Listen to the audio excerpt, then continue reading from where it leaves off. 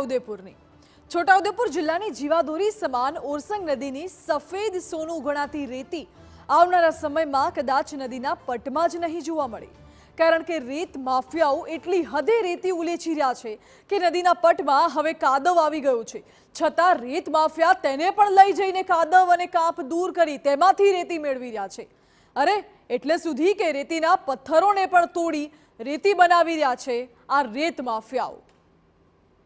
અને એ જ તો ફિકરની વાત છે, કેમ કે ઓરસંગ નદીમાં રેતીનો પટ સતત નીચે જઈ રહ્યું છે, જેને લઈ જળસ્તર પણ નીચે જઈ રહ્યા છે। પરિણામ એ આવ્યું છે કે કેટલાક વિસ્તારોમાં પીવાના પાણીની સમસ્યા ઊભી થઈ રહી છે। નદી કિનારાના વિસ્તારોમાં હલકુવા અને બોર સુકાઈ ગયા છે। રેતી માફિયાઓને માટી અને કાપવાળી રેતી લાવી તેને ધોઈને બસ વેચી કાઢી તેમાંથી રૂપિયા કમાઈ લેવા છે। બાકી પાણીનું સ્તર ઘટી જાય, લોકોને પીવાનું પાણી મળતું બંધ થઈ જાય તેની કોઈ જ ચિંતા આ લોકોની નથી। સૂર્યાધોડા નામની જગ્યાએ રેત માફિયાઓ દ્વારા 4 પ્રોજેક્ટ ઊભા કરી દેવાતા લોકોની ચિંતા વધી ગઈ છે, કેમ કે ખેડૂતો માટે કોતર દ્વારા જે પાણી આપવાની વ્યવસ્થા કરવામાં આવી હતી તે પાણીનો ઉપયોગ હવે આ કારખાનાવાળા કરી રહ્યા છે। જે પાણી પશુઓ માટે હતું તે પાણી હવે પશુઓ માટે પણ નકામું બન્યું છે। જો પશુઓ પાણી માટે કોતરમાં ઉતરે તો તે ચોક્કસ ફસાઈ જાય એવી દલદલ જેવી સ્થિતિ બની છે। પાણી બધું ભરાઈ જશે, તળાવ ભરાઈ રહેશે। આજે કોતરોની અંદર પશુઓ પાણી પીતા હતા? હા, પીતા હતા। અને આ કોતરની અંદર પાણી ક્યાંથી આવતું હતું? બીજું આ નર્મદા કેનાલનું। હવે જ્યારે પાણી રોકાયું છે તો શું સ્થિતિ થઈ? હવે કશું પશુ પાણી નહીં પીતા, ઢોરો ફસાઈ જાય છે અંદર? ફસાઈ જાય છે અંદર। મારે જ ભેંસ ફસાઈ જાય છે, અડધી બેરે કાલે કાઢી મેં કાલે જ। એ પાણીનો ઉપયોગ કરે છે, એવા એ 24 કલાક ચલાવે છે, એટલે પાણી રેતી ધોયા કરે છે ને કોતરામાં પાડે છે ને કોતરામાં પૂરાઈ ગયો છે। એટલે જે નર્મદાનું જે પાણી આવતું હતું હા, એની અંદર ખેડૂત ઉપયોગ કરતા હતા। હા, આ પ્લાનવાળા ઉપયોગ કરે, એટલે આ ખેડૂતોને હવે તકલીફ છે। હવે જ્યાં આ પ્રોજેક્ટ શરૂ કરવામાં આવ્યા છે ત્યાં ખેડૂતોના ખેતરો છે। ચોમાસામાં પાણી ન ભરાય તે માટે રેતી માફિયાઓએ તેમના કારખાના બાજુના ખેતરો કરતા પુરાણ કરી ઊંચા કરી નાખ્યા છે। તેમને ખેડૂતોની ચિંતા નથી। બીજી ચોંકાવનારી વાત એ છે કે આ રેતી માફિયાઓ ખેડૂતોનું સિંચાઈ માટેનું પાણી પણ રેતી ધોવાના ઉપયોગમાં લઈ રહ્યા છે।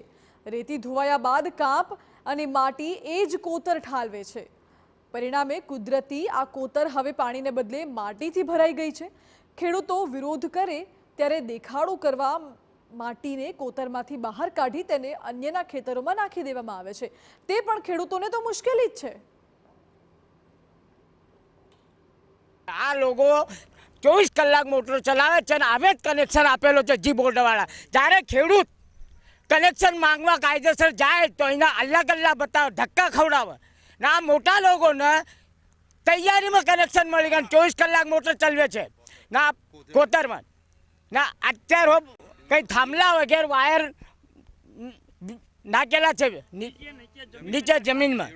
કાલ ઉઠે બધા ખેડૂત ફરે છે, બાળ બચ્ચા બૈરો બધા ફરે। કાલ ઉઠે આપણા વાયર લીકેજ હોય તો કરંટ લાગીને મરી શકે। તો આ સિવાય રેતીમાંના પથ્થરોને અલગ કરી તેને પણ મશીનરી દ્વારા તોડવામાં આવે છે। મશીનરી દિવસ અને રાત સતત ચાલતી હોય તેના વિસ્તારના લોકો અવાજથી હેરાન પરેશાન થતા રાત્રે નિરાતે ઊંઘી પણ નથી શકતા।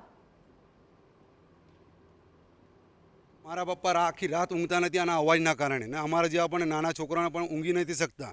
આ લોકો 24 કલાક ચાયણામાં રેતી ચારણ કરે છે, એનાથી પથ્થરોના અવાજને લીધે અમારા પપ્પાને પેરાલિસિસ હોવાના કારણે આખી રાત ઊંઘી શકતા નથી। બીજી વાત કે અમે ખેડૂત છે, અમે ખેતરની અંદર આ પ્લાન્ટ નહોતા એના પહેલાં કોતેડાથી પાણી સિંચાઈ લેતા હતા ખેતરની અંદર। હવે અમે ખેતરમાં પાણી લેવું હોય આ પાણીનો ઉપયોગ અમને કામ આવતું જ નથી।